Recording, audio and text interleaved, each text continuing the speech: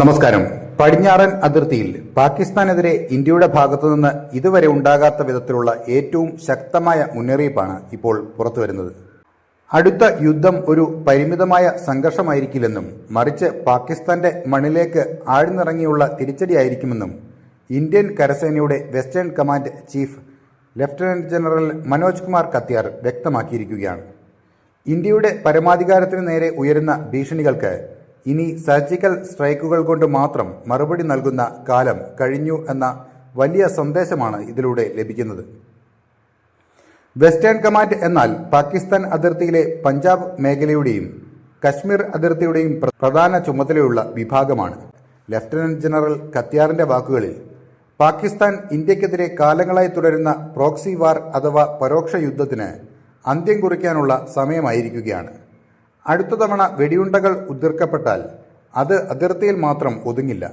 അത് ശത്രുവിന്റെ ഭൂപ്രദേശം പിടിച്ചെടുക്കുന്നതിലേക്കും പാകിസ്ഥാന്റെ സൈനിക ശക്തിയെ പൂർണ്ണമായും നിഷ്പ്രഭമാക്കുന്നതിലേക്കും നയിക്കുമെന്ന് അദ്ദേഹം തുറന്നു പറയുന്നു.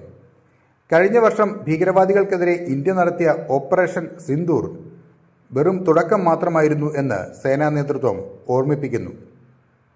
വരാനിരിക്കുന്ന പോരാട്ടം വെറുമൊരു കരയുദ്ധം മാത്രമല്ല. സൈബർ യുദ്ധം, ബഹിരാകാശ സാങ്കേതികവിദ്യ, കെമിക്കൽ, ബയോളജിക്കൽ പ്രതിരോധം തുടങ്ങി എല്ലാ മേഖലകളിലും ഇന്ത്യ സർവസജ്ജമാണ്. റാം പ്രഹാർ പോലുള്ള സൈനികാഭ്യാസങ്ങളിലൂടെ ശത്രുരാജ്യത്തിന്റെ നൂറുകണക്കിന് കിലോമീറ്റർ ഉള്ളിലേക്ക് അതിവേഗം മുന്നേറാനുള്ള ശേഷി ഇന്ത്യൻ സൈന്യം ഇതിനോടകം തെളിയിച്ചിട്ടുണ്ട്. പഞ്ചാബ് അതിർത്തിയിലൂടെ പാകിസ്ഥാന്റെ തന്ത്രപ്രധാനമായ നഗരങ്ങളിലേക്ക് കടന്നു ചെന്ന് ഭൂമി പിടിച്ചെടുക്കുക എന്നതാണ് വെസ്റ്റേൺ കമാൻഡിന്റെ പുതിയ യുദ്ധതന്ത്രം.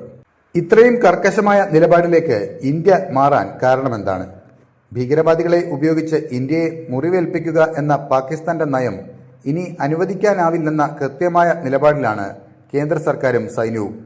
വെറും നയതന്ത്ര ചർച്ചകൾ കൊണ്ട് മാത്രം പാകിസ്ഥാൻ മാറില്ലെന്നും സൈനികപരമായ പരാജയം നേരിട്ടാൽ മാത്രമേ അവർക്ക് ഇന്ത്യയുടെ ശക്തി ബോധ്യപ്പെടൂവെന്നും സൈന്യം വിശ്വസിക്കുന്നു.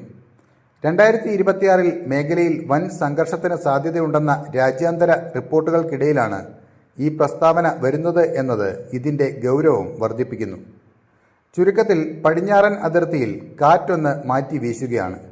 സമാധാനം ആഗ്രഹിക്കുമ്പോഴും യുദ്ധത്തിന് പൂർണ്ണമായും സജ്ജമായി നിൽക്കുന്ന ഒരു നവഭാരതത്തിന്റെ സൈനിക വീര്യമാണ് ലഫ്റ്റനന്റ് ജനറൽ മനോജ് കുമാർ കത്യാറിന്റെ വാക്കുകളിൽ മുഴങ്ങുന്നത്. അപ്പോൾ മറ്റൊരു വാർത്തയുമായി വീണ്ടും കാണാം. നന്ദി.